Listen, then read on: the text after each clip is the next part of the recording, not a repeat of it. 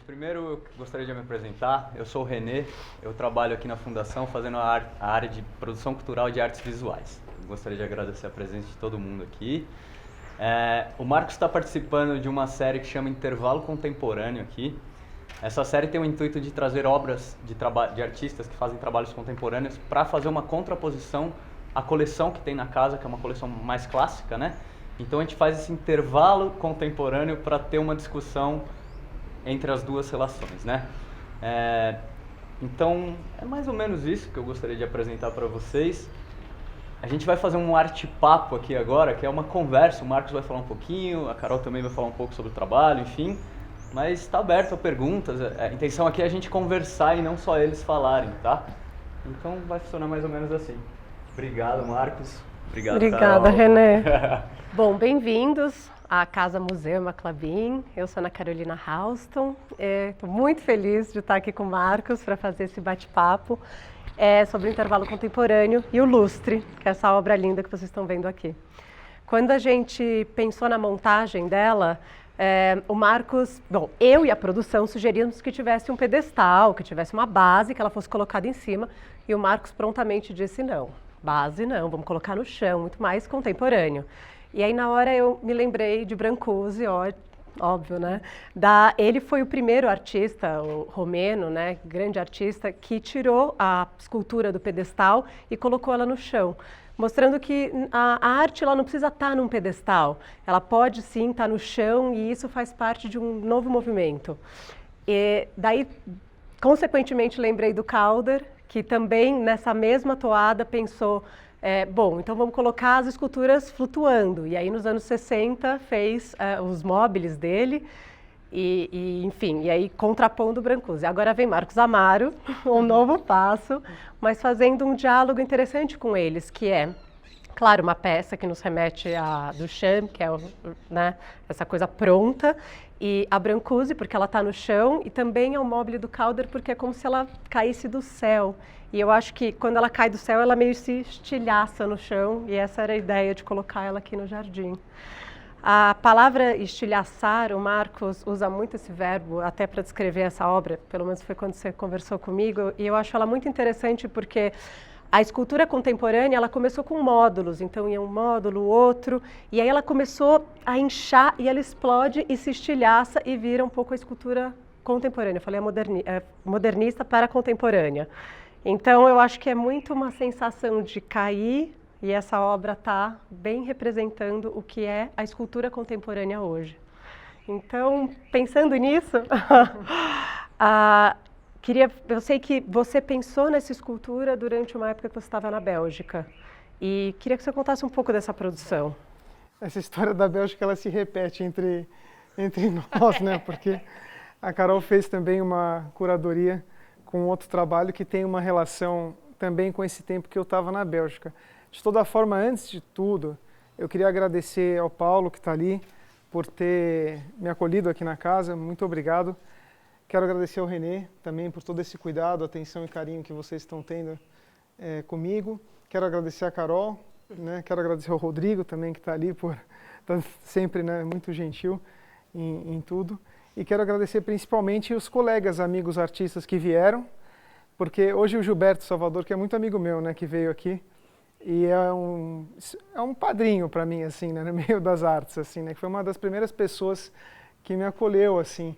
E ele veio aqui hoje e ele falou para mim uma coisa assim, primeiro, que nós artistas, né, a gente faz muitas vezes o trabalho para os colegas, né, e hoje isso cada vez mais para mim é uma verdade. Eu fico muito feliz que vocês vieram, né, que são artistas e pessoas que eu admiro, que eu gosto, né, que vieram aqui me prestigiar, porque eu acho que tem muita verdade nisso, né.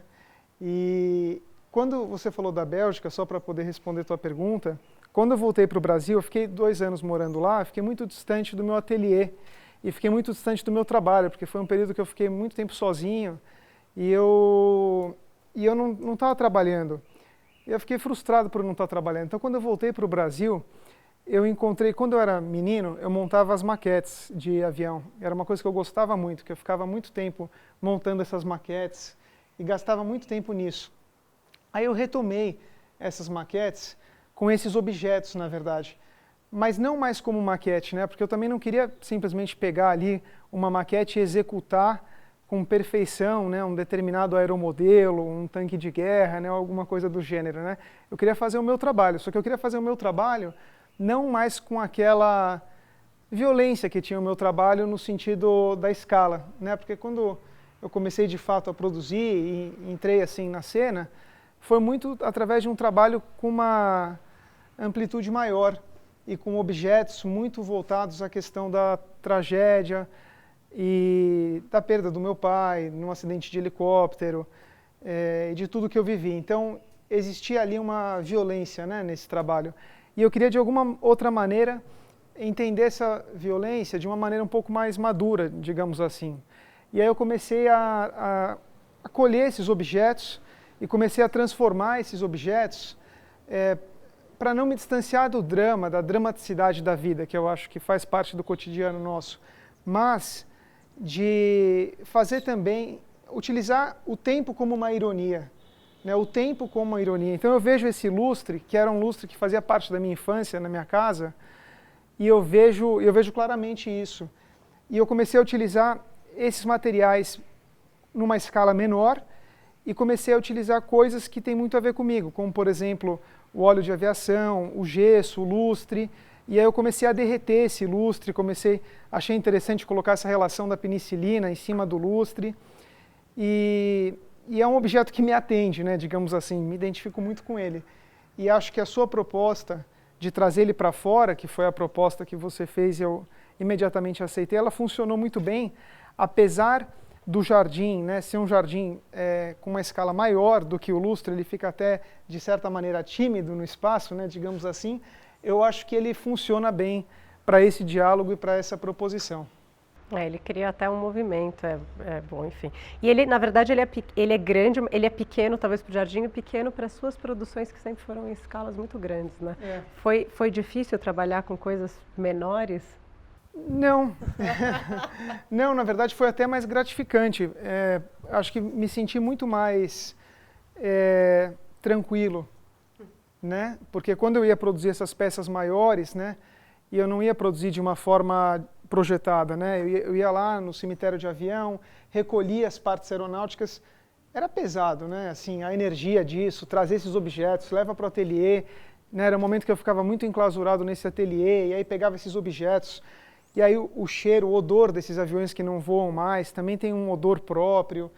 E isso daí era uma catarse, assim, né? Era uma situação de catarse. E aqui não, aqui na verdade era uma situação muito mais prazerosa, mais íntima, que tem muito a ver com o universo das gravuras, né? Que depois eu vim a fazer, que eu também identifiquei essa outra relação processual do tempo. Porque antes era como se eu fosse ali naquele objeto e transformasse aquilo de uma maneira muito intuitiva, criava essa assemblagem e acontecia. Aqui não, eu curtia o espaço e o tempo, né?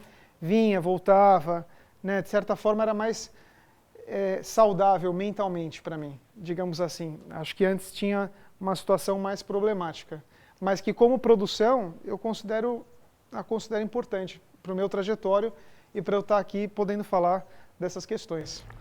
Então eu gosto muito do topo, como o Marcos mencionou, são agulhas, são tubos de penicilina, né? E me remeteu muito, quando eu estava escrevendo o texto, à situação entre guerras, que foi a época que ela foi, né, descoberta, e também quando a família da Emma veio da Europa para o Brasil. Você tem uma ligação especial com essa fase? Eu tenho, na verdade, um saudosismo da história das guerras, das histórias, porque eu sempre gostei muito de ler, e sempre gostei muito de ler esse período em particular, né? Então, eu não tenho isso na minha história, né, digamos assim. Apesar de ser filhos de italiano, de portugueses que migraram também, eu acho que não vem com essa outra situação que a família da Emma Clabin, talvez quando veio para o Brasil, passou, né? Não tenho essa ligação em particular. Porém, eu tenho uma ligação muito clara com essa casa, que eu sinto, no sentido de ter tido uma infância que me remete a essa casa em algum lugar. E acho que essa situação do intervalo que você propõe, um objeto contemporâneo dentro daquilo do que é o tradicional, me interessa muito também como artista.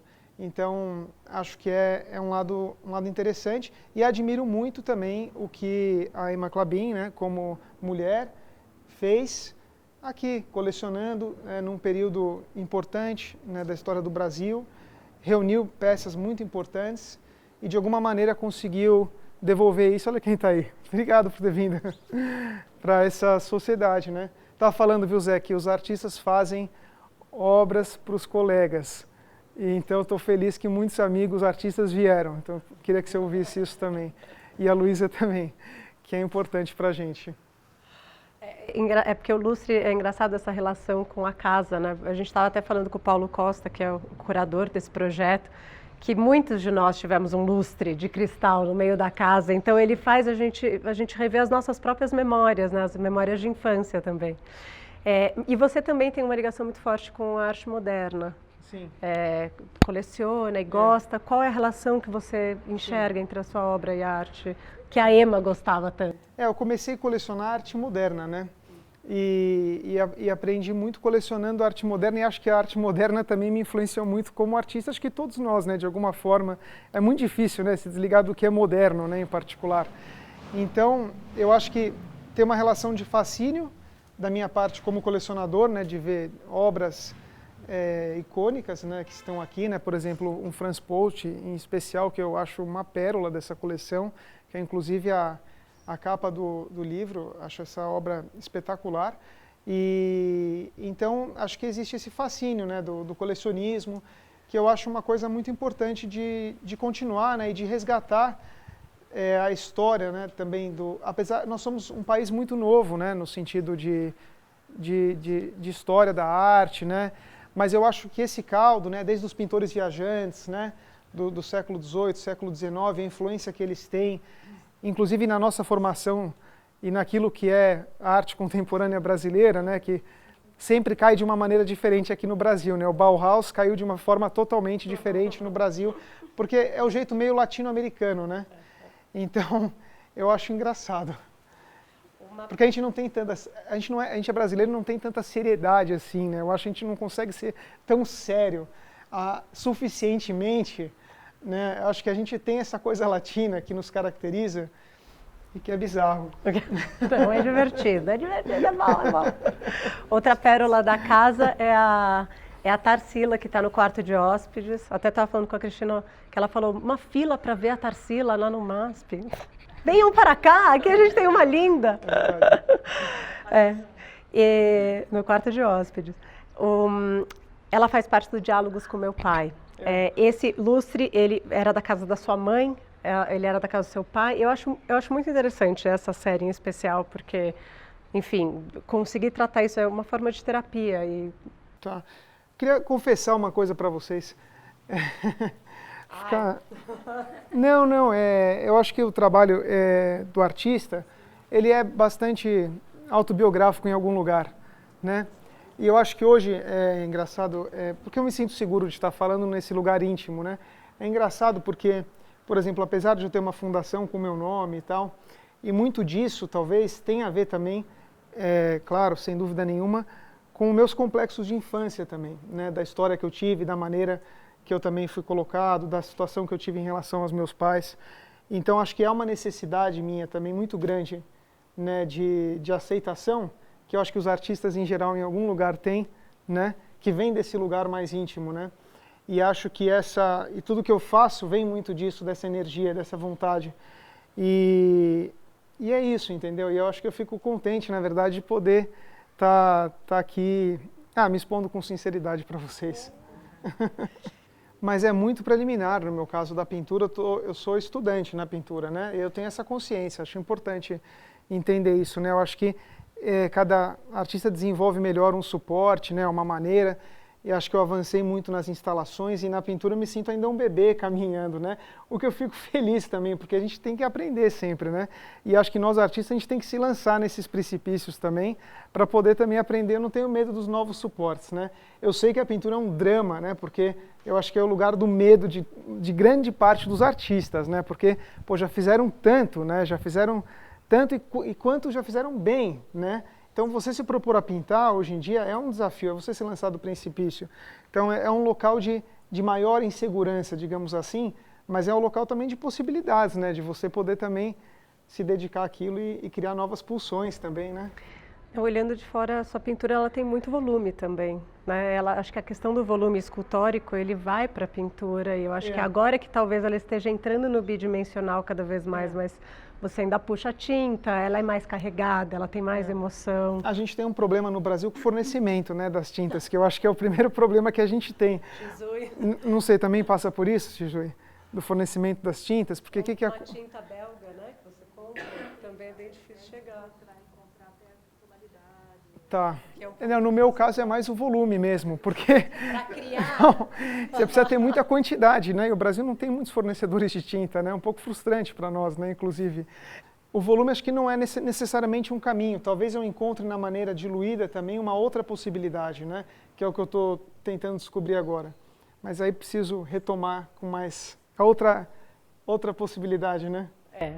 Eu acho que agora tem o Marcos teve durante muito tempo um ateliê que era grande, né, na Fundação, em Itu, acho que trabalhava com... Agora o ateliê é um pouco menor, apesar de grande, e aí você está trabalhando com telas, então acho que tem todo um processo.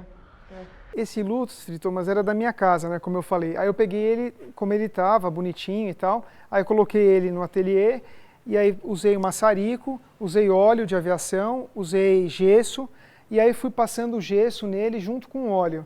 Aí em seguida fui derretendo. E aí esse processo de derreter que foi criando essa tonalidade, essa situação, até o momento que começou a me interessar mais, né? Quando o gesso começou a endurecer, né? Junto com o óleo, criar essa... Aí depois que eu tive a ideia de meter como se chama? Ampolas de penicilina, eu achei que faria essas... Não sei, me atendeu. Foi assim que foi feito. Aí eu fiz uma série disso. Então tem, por exemplo, como se chama? Uma máquina de costura. Eu fiz uma máquina de costura. Aí peguei um altímetro de aviação, aí fiz no altímetro. Mas o lustre eu acho que funcionou melhor com a situação do intervalo contemporâneo, né, da casa, né? E conversa muito com a decoração. Atrás de vocês tem até inclusive um lustre bem opulento ali da época da EMA. Tem toda a ver com a casa, verdade. Eu acho que eu me misturo muito com muitas situações, né, de propósito, né? Eu acho que faz parte disso, né? E acho que como você falou do significante disso, né, o lustre se repete no meu trabalho, né? Já fiz, por exemplo, uma outra instalação que tinha um lustre. Acho que cada um de nós tem um certo elemento, né? Acho que o Zé se identifica com os barcos, né? Que eu acho que faz parte, né, de uma memória. Acho que você tem a cabra, né, como um elemento, né? Acho que cada um de nós tem. Eu acho que o lustre, no caso, ele é esse significante para mim, que ele aparece de novo no trabalho, sabe? Não é a primeira vez que o lustre está aqui, né? Ele volta de alguma maneira, né? Ele está de volta. Eu acho que tem muito a ver com a relação do tempo, né? Acho que tem a ver com o tempo, com a efemeridade das coisas e com a finitude das coisas, né? Então, eu acho que quando a gente também faz um trabalho, a gente incorpora essa relação da morte, né? De uma forma ou de outra. Não tem como evitar isso, né? E a maneira que a gente encara isso, eu acho que na verdade está muito ligado a essa situação. Acho que a Hebe Camargo tem uma frase ótima, né? Eu não tenho medo da morte, mas dá uma peninha, né? Tipo, eu acho que é mais ou menos por aí, entendeu? Puta, que merda, né? Assim, era melhor continuar, entendeu? Se pudesse. Bom, acho que é isso. Obrigada, Paulo, pelo convite, Paulo. Renê, Marcos. Obrigado. Muito obrigada a todos vocês.